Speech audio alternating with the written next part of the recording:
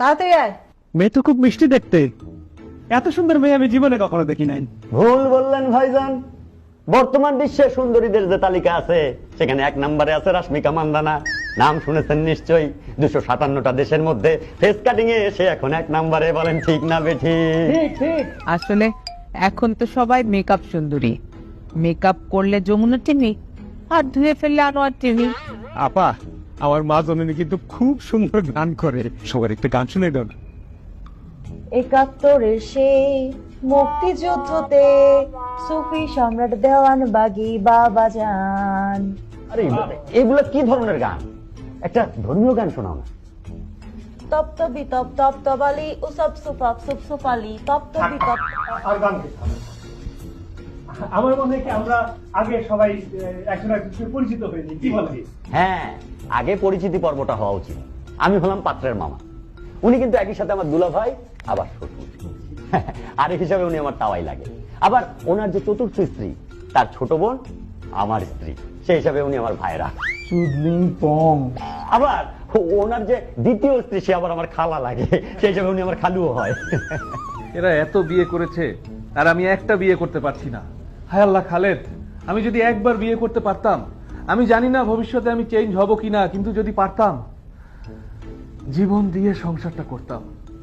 আমি বউয়ের হৃদয় জয় করার চেষ্টা করতাম, কারণ বউয়ের হৃদয় জয় করা মানে আল্লাহর হৃদয় জয় করা। 10 সেকেন্ডস ব্যাক টু ব্যাক। মানে মানে বিয়ের পরে আপনি আমাকে সাপোর্ট করলে আমি আপনাকে সাপোর্ট ব্যাক করব। এখানে যে যার পাশে মানে একজন আরেকজনকে সাপোর্ট করলেই সফল হওয়া যায়। তাহলে তো খুবই ভালো হয়।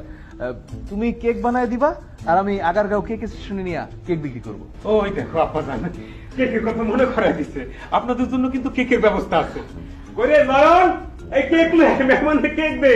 তোমায় দেব মিষ্টি কিছু, তোমায় আমি চাই, তোমায় আমি ভালোবাসি, তোমায় আমি পাই। কুড়ি কুড়ি বাবা বাবা। দাও মা, তুমি কেকটা কেটে ফেলো। কেকটা কাটার আগে আর একটা গান শোনে। না না না, আর গান না না শোনে। নাম সে ফখরুল দাদা বইসা রইছে তসলিমা, কাটবো আমি তাহমিনা, দর্শকে খাবে মজা করিয়া। হাই, দর্শকে খাবে মজা করিয়া। কেকটার দাম কত? 500 টাকা। আমি আপনাকে 5,000 টাকা দিব, আপনি এটা খেয়ে দেখাবেন। এটা তো আমি সবার জন্য বানাইছি, আমি খাবো কেন? দেখেন মামা, এই কেকের দাম 500 টাকা, আমি ওনাকে 5,000 টাকা দিব, তাও যদি উনি না খায় তাহলে কি বোঝা গেল কেকের মধ্যে ভেজাল আছে। জি অবশ্যই। আরে আমি খাচ্ছি। ওই কিরে, ওই কিরে, ওই কিরে, মধু মধু মধু, রসমালাই রসমালাই। মা, তুমি রান্না করতে পারো তো? আমার ছেলেটা খুব ভোজন রসিক। না না না না, রান্না করা লাগবে না। আমি তো রাতে এমনিতেই অনেক লেট করে খাই, কাজটাজ থেকে ফিরতে দেরি হয়ে যায়। তখন ওই 300 ফিটে নীলা মার্কেট বলে একটা জায়গা আছে, ওইখানে খুব ভালো হাঁসের মাংস পাওয়া যায়। হাঁসের মাংস আমার আবার খুব পছন্দ। ওইটা বেশি দেরি হয়ে গেলে মাঝে মধ্যে বন্ধ হয়ে যায়, তখন মাঝে মধ্যে ওয়েস্টিনে গিয়ে নাস্তা করি। দেখেছো বিয়ে হওয়ার আগেই কেমন বউয়ের পক্ষ নিয়ে কথা বলছে। আসলে এটাই আমার পারিবারিক শিক্ষা। ছোটবেলা থেকেই আমার বাবা আমাদেরকে আপসহীন দেশনেত্রী বেগম খালেদা জিয়ার আদর্শে বড় করেছেন। মেয়ে আমাদের খুব পছন্দ হয়েছে, কিন্তু আমাদের পছন্দই ফাইনাল নয়।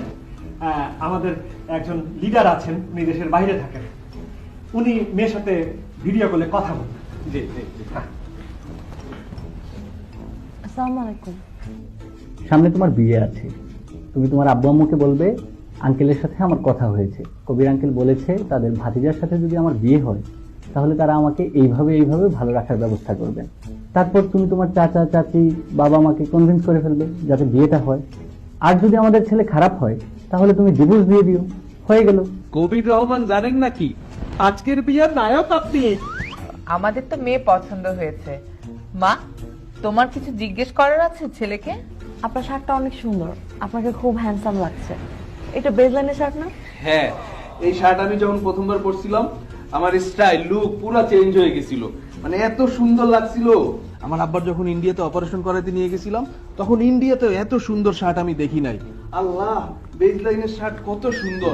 আচ্ছা আচ্ছা ঠিক আছে, তোমার কি আর কোনো প্রশ্ন আছে মা? আমি বিয়ের পরে চাকরি করতে চাই। ভালো কথা, করবা। হ্যাঁ, এখন তো মেয়েদের কর্মঘণ্টা 5 ঘন্টা করা হচ্ছে, সকালে অফিসে গেলে দুপুরে বাসায়। হ্যাঁ, তবে চাকরি না করে বাসায় থাকলে সম্মানিত করা হবে। আমি ঘর থেকে সম্মান চাই না, আমি বাইরে গিয়ে সম্মান এবং কাজের উপযুক্ত পরিবেশ চাই। কাজ করতে চাও, খুবই ভালো কথা। তোমার পড়ালেখা কত দূর? আমি ইকোনমিক্স অনার্স করেছি, এখন মাস্টার্স চলছে ওয়াও, নাইস। জাহাঙ্গীরনগর ইউনিভার্সিটি। ছি ছি। কি ব্যাপার, আপনার কি হলো? আমি জাহাঙ্গীরনগরে প্রথমে ছিলাম, চান্স পেয়েছিলাম প্রথমে সেখানে দেখেছি সকালবেলা কুলি করতেছে মদ দিয়ে, ছাত্র পিটাচ্ছে শিক্ষককে। বলেন ঠিক কিনা? ঠিক ঠিক। থাকবে না, এই মেয়ে থাকবে না। মোহাম্মদ ইউসুফ, কি জবাব দেবেন আপনি? আমি আবারও বলছি, এই বিয়ে টিকবে না। এই মোহাম্মদ ইউসুফটাকে। ইউসুফ আমার সম্বন্ধী, আবার আরেক সম্পর্কে উনি আমার খালু হয়। আরে ভাই, একটু চুপ করেন তো। আপনার কথা শুনে মনে হইতেছে দুনিয়ার সবাই আপনার কিছু না কিছু হয়, এমন জায়গায় জায়গায় বিয়ে করে রাখছেন। আচ্ছা ঠিক আছে, এখন খোঁজ গল্প পরে হবে, কথাবার্তা আমরা পরে বলবো। খাবারের সময় হয়ে গেছে, আসেন খাওয়া দাওয়া করবেন। আপনাদের জন্য অনেক খাবার রান্না করেছিলাম, কিন্তু সকালে আমার ছেলে স্বপ্নীলের বন্ধুরা এসে সব খাবার খেয়ে ফেললো। আমার গরিবের মুখে এক টুকরা গরুর গোস্ত আর সাথে ঝোল আর আলু আনলিমিটেড, যা যত লাগে নিয়ে খাইবে। মাছ আছে তো, মাছ আনতে বলো। এই দিল্লো, মাছ দে।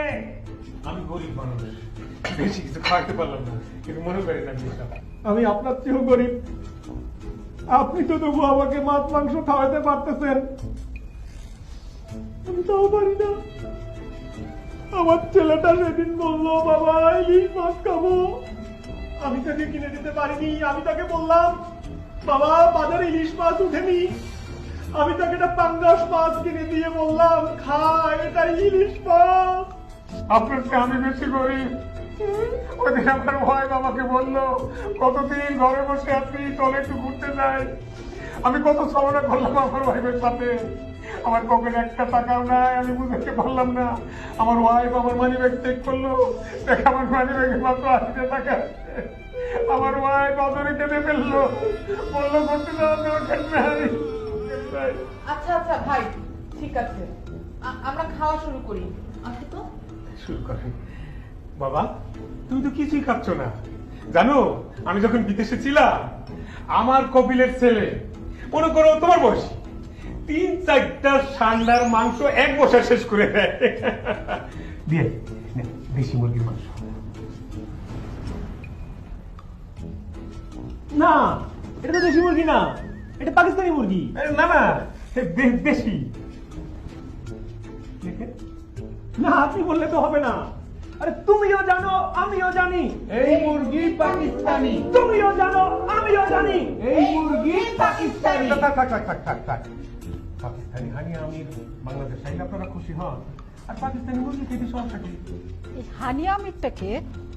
আরে হানিয়া আমির, ও একই সাথে আমার শালিকা এবং আমার চাচি, আমার তৃতীয় স্ত্রীর বোনের জামাই। খাবার খা। তাহলে ও কথাই থাকলো, মেয়ে আমাদের পছন্দ হয়েছে। তাহলে আমাদের দিক থেকে বিয়ে ফাইনাল। তোমার কোনো মতামত আছে? এই রায়ে আমি কষ্ট পেয়েছি, সেজন্য আমি ক্ষুব্ধ। আমার ভেতরে কষ্ট লালন করতেছি, এর বেশি আমার আর কিছু বলার নাই। মা, তোমার এই বিয়েতে মত আছে তো? আমি সবসময় চেয়েছি একজন রুচিশীল পুরুষকে বিয়ে করতে। ওনার পরোটা বেজলাইনে শার্ট দেখে আমি বুঝতে পেরেছি ওনার চয়েস ভালো। আর সোহাইল রহমানও তো ওনার মতো বেজলাইনে শার্ট পরতেন। সোহেল রহমান? সোহাইল, ও একই সাথে আমার শালা আর শ্বশুর। বাবা, আংটি, এই যে আংটিটা একটু পরিয়ে দাও।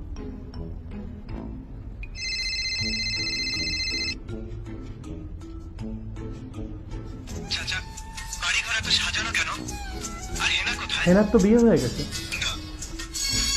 আমি বিশ্বাস করি না। প্রেমের সমাধি ভেঙে মনের শীতল ছিঁড়ে